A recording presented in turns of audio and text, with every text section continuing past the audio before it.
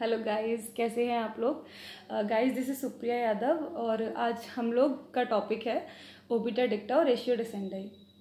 Okay, तो इससे पहले मैं बता दूं कि हम लोगों का जूरिस्प्रूडेंस अभी चल रहा है और जूरिस्प्रूडेंस पे हम लोगों का टॉपिक चल रहा है सोर्स ऑफ लॉ। ठीक है, तो इसमें हम लोगों ने custom as a source of law और precedent as a source of law को देख लिया है। आज की वीडियोस में हम second precedent as a source of law के पार्ट को ही देखेंगे, जिसमें हम डॉक्ट्रिन्स को देख रहे हैं, रेशियो डिसेंडाई और ओबिटा डिक्टा को। ठीक है, तो अब जानते हैं कि ये क्या है। ठीक है, तो रेशियो डिसेंडाई और ओबिटा डिक्टा सिंपली अगर हम देखें तो ये दोनों ही निर्णय के तथ्य होते हैं। अब एक साधारण एग्जाम्पल के थ्रू मैं आप लोगों को समझाने की कोशिश करती हूँ। जैसे एक मामला है, मानो किसी मर्डर का केस आया। ठीक है, तो क्या होगा भाई, पुलिस वाले आएंगे, पता चला मर्डर का केस है, इन्वेस्टिगेशंस वगैरह होगा, सब कुछ होगा।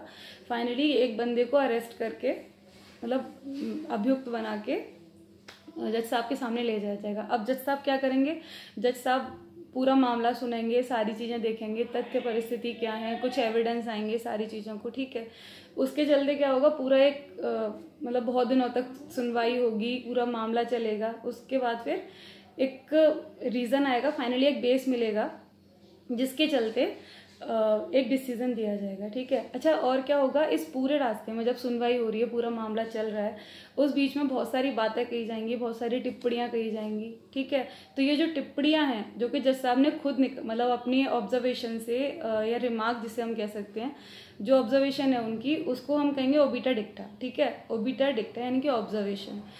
और जिस रीज़न के चलते उन्होंने डिसीजन दिया कि ये मामला, ये रीजंस थे, ऐसे ऐसे कंडीशंस थी, ये रीज़न है जिससे ये मामला 300 में आ रहा है, धारा 300 में आ रहा है, तो भाई ये कंडीशंस हो गई, ये रीज़न बन रहा है, तो इस रीज़न के चलते मैं 302 में इस बंदे को फांसी की सजा या उम्र कैद की सजा या जो भी उन्हें परिस्थितियों के अकॉर्डिंग लगता है, ये सजा दे रहा हूँ।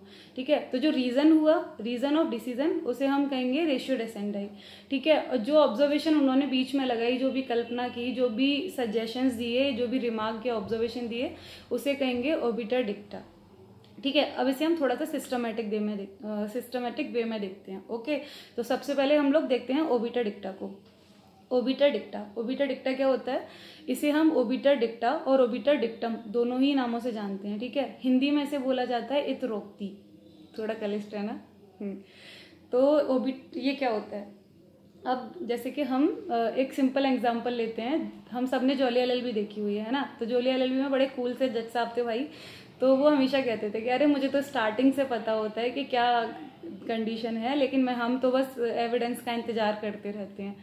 तो अब भाई मामला कहीं और, क्या जो अधिवक्ता जी थे, वकील साहब थे, उन्होंने जाके बोला कि भाई उन वाले जज साहब ने तो ऐसे ऐसे कहा था, तो उनकी बातों को बाध्यता नहीं दी जाती।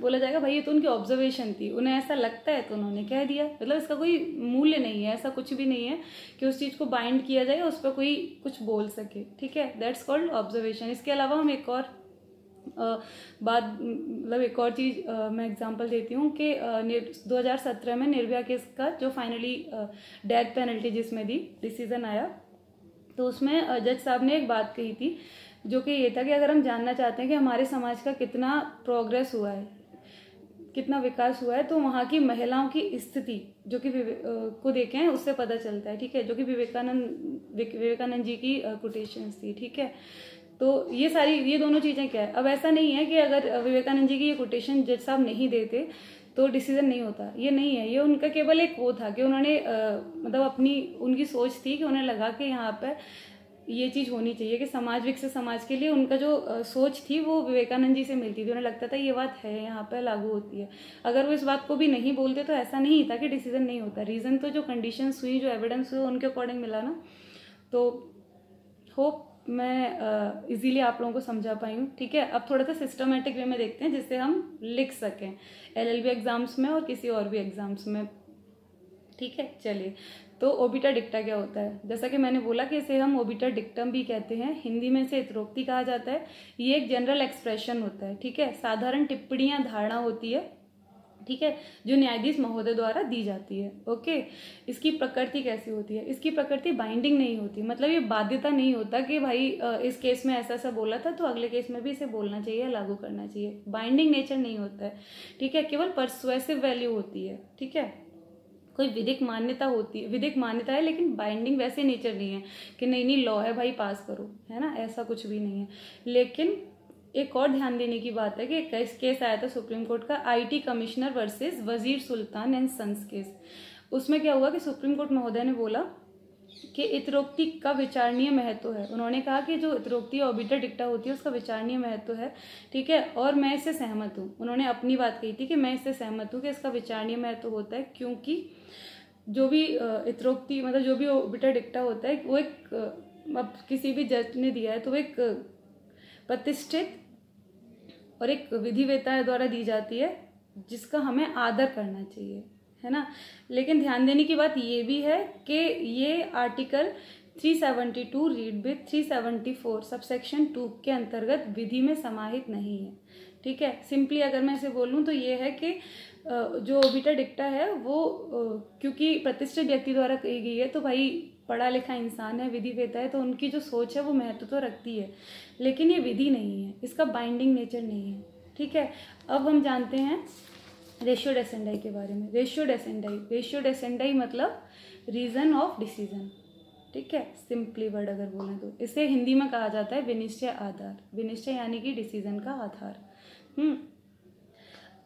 इसकी प्रकृति जैसे कि हम जानते हैं, जो प्रेसिडेंट होता है, प्रेसिडेंट में जो बाइंडिंग नेचर होता है वो यही होता है, ठीक है। बाइंडिंग पार्ट ऑफ जजमेंट यही होता है, रेशियो डेसेंडाई ही होता है, जिसे हम आगे चल के लागू करते हैं, प्रेसिडेंट मानते हैं और आगे फ्यूचर केसेस में लागू करते हैं।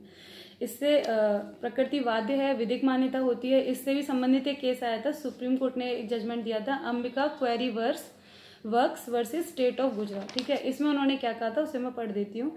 एक निर्णय को विनिश्चय आधार की पृष्ठभूमि एक निर्णय के विनिश्चय आधार को उस वाद की पृष्ठभूमि में समझा जाना चाहिए। जो वाद की पृष्ठभूमि है, जो बेस है उसका, उसमें समझा जाना चाहिए। इन आधारों को संवैधानिक दस्तावेज की तरह नहीं अपितु मामले के तथ्य और परिस्थिति के अनुसार निकाला जाना चाहिए। ये सुप्रीम कोर्ट ने विनिश्चय आधार के बारे में कहा था। तो गाइस सिंपली मुझे लगता है कि मैंने आप लोगों को समझा दिया कि ओबिटा डिक्टा और रेशियो डेसेंडाई क्या होता है। आज के लिए इतना ही।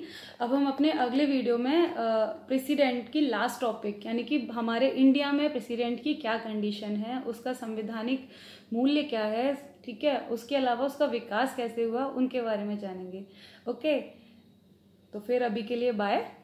और if you like my video then please like, comment and subscribe. Bye.